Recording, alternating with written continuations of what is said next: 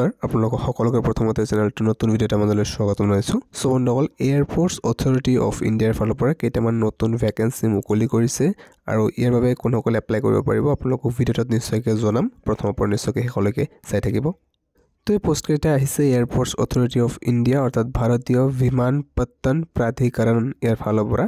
আৰু ইয়াতে কি ভ্যাকেন্সি মুকলি কৰিছে জুনিয়ৰ এক্সিকিউটিভ ফায়াৰ সাৰ্ভিসৰ বাবে টোটাল 13টা ভ্যাকেন্সি ইয়াতে আছে তাৰপিছত ইয়াতে জুনিয়ৰ এক্সিকিউটিভ হিউম্যান ৰিসোৰ্সৰ ফালৰ পৰা 66 ভ্যাকেন্সি আছে জুনিয়ৰ এক্সিকিউটিভ অফিচিয়েল ল্যাঙ্গুৱেজ ইয়াৰ ওপৰত 4টা ভ্যাকেন্সি আছে তো ইয়াতে চাওক এডুকেশনাল কোৱালিফিকেশন টু কি বিচাৰিছে জুনিয়ৰ এক্সিকিউটিভ ফায়াৰ সাৰ্ভিস ইয়াৰ বাবে ব্যাচেলৰ ডিগ্ৰী ইন ইঞ্জিনিয়াৰিং নাইবা টেকনিক্যাল ইন ফায়াৰ ইঞ্জিনিয়াৰিং নাইবা মেকানিক্যাল ইঞ্জিনিয়াৰিং নাইবা অটোমোবাইল ইঞ্জিনিয়াৰিং ডিগ্ৰী ইয়াতে বিচাৰিছে এডুকেশনাল কোৱালিফিকেশন আৰু এক্সপেৰিয়েন্সৰ ক্ষেত্ৰত নো এক্সপেৰিয়েন্স ইজ এসেনশিয়াল কোনো ধৰণৰ ইয়াতে অভিজ্ঞতাৰ প্ৰয়োজন ইয়াতে নালাগে জুনিয়ৰ এক্সিকিউটিভ হিউম্যান ৰিসোৰ্স যেটো আছে ইয়াৰ বাবে গ্ৰেজুৱেট এণ্ড MBA বিচাৰিছে or equivalent 2 years duration with specialization in HRM HRD PM and IR labour ওয়েলফেয়াৰৰ পৰা সো ইয়াতে এক্সপেৰিয়েন্সৰ কোনো এক্সপেৰিয়েন্স ইজ এসেনশিয়াল কোনো ধৰণৰ এক্সপেৰিয়েন্সৰ প্ৰয়োজন নাই জুনিয়ৰ এক্সিকিউটিভ অফিচিয়েল ল্যাঙ্গুৱেজ যেটো আছে ইয়াতে কি বিচাৰিছে এডুকেশনাল কোৱালিফিকেশনটো চাওক post graduation in Hindi or English with English or Hindi respectively as a subject at degree level or post graduation in any other subject with Hindi and English as compulsory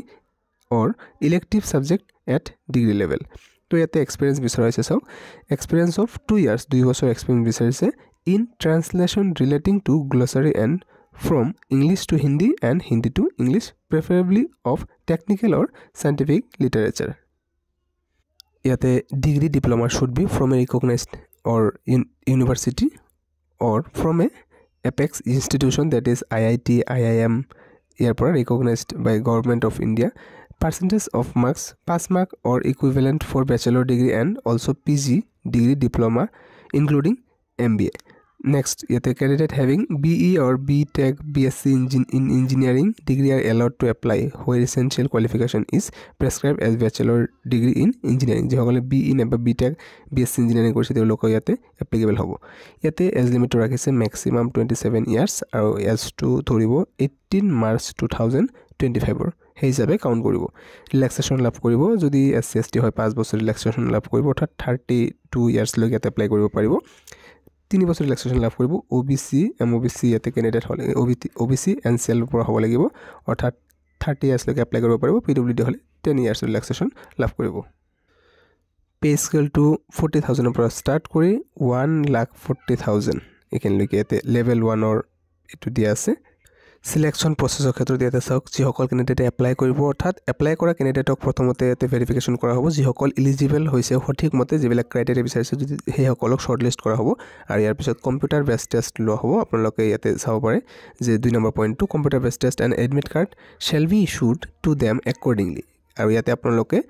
website check কৰি থাকিবলৈ ইয়াতে কোৱা হৈছে AI আৰু যেটো airports authority of India to website আৰু যেটো আপোনালোকে এপ্লাই কৰাৰ সময়ত ইমেইল আইডি দিব সেই ইমেইল আইডিত আপোনালোকে মেছেজ পাই যাব এডমিট কাৰ্ড ডাউনলোড কৰাৰ কাৰণে আৰু ইয়াতে there will not be any negative marking এক্সামৰ বাবে যেটো নেগেটিভ মাৰ্কিংৰ কথা থাকে এটো কোনো ধৰণৰ নেগেটিভ মাৰ্কিং ইয়াতে নাথাকে ৰং এনসাৰৰ বাবে পেনাল্টি ইয়াতে নাথাকে আৰু কম্পিউটাৰ বেস টেষ্টৰ যেটো সিলেবাস আছে সিলেবাসটো ইয়াতে চাওক syllabus will be uploaded under syllabus ইয়াতে পিছত আপলোড কৰি দিয়া হ'ব এতিয়ালৈকে ইয়াতে দিয়া হোৱা নাই এতিয়া এপ্লাই কৰাৰ ক্ষেত্ৰত অনলাইন এপ্লিকেশন কৰিব লাগিব সক online through the link available www.aai.aero/careers online apply কৰাৰ সময়তে এপ্লিকেশন ফিজ এটা পে কৰিব লাগিব এটো 1000 rupees অনলাইন এপ্লিকেশনৰ সময়ত পে কৰিব লাগিব ইয়াতে কোৱা হৈছে লগতে SC/ST বা PWD ক্যান্ডিডেটে কোন ধৰণৰ এপ্লিকেশন ফিজ দিব নালাগে বাকি ক্যান্ডিডেটে 1000 rupees পে কৰিব লাগিব আৰু যিসকল ফিমেল ক্যান্ডিডেট আছে ফিমেল ক্যান্ডিডেটে কোন ধৰণৰ ফিজ ইয়াতে দিব নালাগে আৰু যিসকল ক্যান্ডিডেট আছে যিসকলে এপ্ৰেন্টিছ ট্ৰেইনিংটো কমপ্লিট কৰিছে 1 ইয়াৰৰ ইন এয়াৰপোৰ্টছ অথৰিটি অফ ইণ্ডিয়া তেওঁলোকে কোন ধৰণৰ এপ্লিকেশন ফিজ ইয়াতে দিব নালাগে ইয়াতে অফিচিয়েল ওয়েবসাইটটো দিয়া আছে তো সকনে চেক কৰি থাকিবলৈ কোৱা হৈছে আৰু অনলাইন এপ্লাই টু এইটো ওয়েবসাইট লগে কৰিব লাগিব www.aai.ae আৰু ইয়াতে কৈছে computer base test will be bilingual Hindi আৰু ইংলিছ দুয়োটা ল্যাঙ্গুৱেজতে হ'ব এক্সেপ্ট ইয়াতে টেষ্ট অফ ল্যাঙ্গুৱেজ টেষ্টটো মাত্ৰ এটা ল্যাঙ্গুৱেজ হ'ব বাকি ইয়াতে বাইলিংগুৱেল টেষ্টত হ'ব হিন্দী এণ্ড ইংলিছ ইয়াতে অনলাইন এপ্লিকেশ্যনটো এতিয়ালৈকে আৰম্ভ হোৱা নাই। ইয়াতে 17 ফেব্ৰুৱাৰী তাৰিখৰ পৰা আৰম্ভ হৈ যাব আৰু এইটো অনলাইন এপ্লাইটো চলিব মাৰ্চ মাহৰ 18 তাৰিখলৈকে। আৰু যিটো কম্পিউটাৰ বেছ টেষ্ট লোৱা হ'ব এইটো will be announced on AAI airports authority of India website www.aai.ae আৰু এইটো ৱেবছাইটত ইয়াতে ডিক্লেয়াৰ কৰি দিয়া হ'ব, এতিয়ালৈকে জনোৱা হোৱা নাই। গতিকে যিসকল কেণ্ডিডেটে ইয়াতে এলিজিবল হয় আৰু এপ্লাই কৰিব বিচাৰে, এই যিটো অনলাইন এপ্লাইটো আৰম্ভ হ'ব, আৰম্ভ হোৱাৰ পিছত অফিচিয়েল ৱেবছাইটলৈকে গৈ এপ্লাইটো কৰিব পাৰিব। ইয়াৰ নটিফিকেশ্যনৰ লিংকটো ডেছক্ৰিপশ্যনৰ দিয়া আছে, আপোনালোকে এবাৰ ভালদৰে প্ৰথমতে পঢ়ি চাব। ভিডিঅ'টো ইমান আছিলে, যদি ভাল পাইছে নিশ্চয়কৈ লাইক এটা কৰি ৰাখিব। পুনৰবাৰ নতুন ভিডিঅ'ত লগ পোৱাৰ আশাৰে ইয়াতে সামৰিছোঁ। Thank U.